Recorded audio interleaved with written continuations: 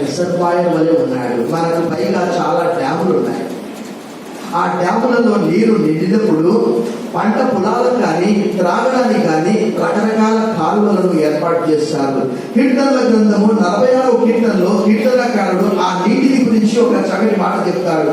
46వ కీర్తన 4వ వచనంలో, ఒక నది కలదు, దాని కాలువను దేవుని పట్టణమును సర్వోన్నతుని మందిరపు పరిశుద్ధ స్థలమును సంతోషపరచుచున్నది. దేవుడు ఇక్కడ ఒక రిజర్వాయర్ వలె, from his fullness we have received grace upon grace. ఇక్కడ పాత నిబంధన ప్రవక్తలందరూ కూడా యేసుప్రభు వైపే చూపారు. కొత్త నిబంధనలో ఉన్నటువంటి వారందరూ కూడా యేసుప్రభు వైపే చూపారు.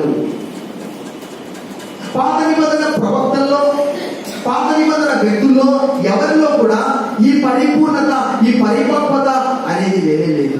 అందుకే ఇక్కడ రాయబడినటువంటి మాట 16వ వచనంలో, ఆయన పరిపూర్ణతలో నుండి మనమందరము కృప వెంబడి కృపను మనము, ఆయన ఒక రిజర్వాయర్ వలె ఉన్నాడు. ఆ రిజర్వాయర్ లో నుంచి నీళ్లు త్రాగడానికి కానీ పంట పొలాలకు కానీ అన్ని కూడా సమృద్ధిగా, ఆయనలో సంపూర్ణమైనటువంటి మానవుని లక్షణాలు ఉన్నవి.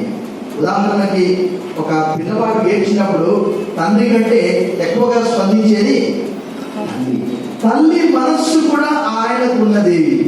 దేవుడి వాక్యంలో చూస్తే యెషయా గ్రంథం 66:13లో దేవుడు అన్నాడు, ఒక తల్లి వాడిని ఆదరించినట్లుగా మిమ్మల్ని ఆదరిస్తాను, అది యెరూషలేములోనే మిమ్మల్ని ఆదరిస్తాడు. మరొక చోట అన్నాడు యెషయా గ్రంథంలో, మరి అక్కడ స్త్రీ తన గర్భంలో పుట్టినటువంటి చంటి బిడ్డను తను మరుస్తుందా?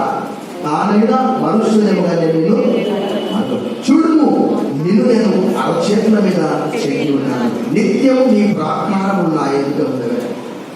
అంటే ఆయనలో ఒక తల్లికి ఉండవలసినటువంటి లక్షణాలు, ఒక తండ్రికి ఉండవలసినటువంటి లక్షణాలు.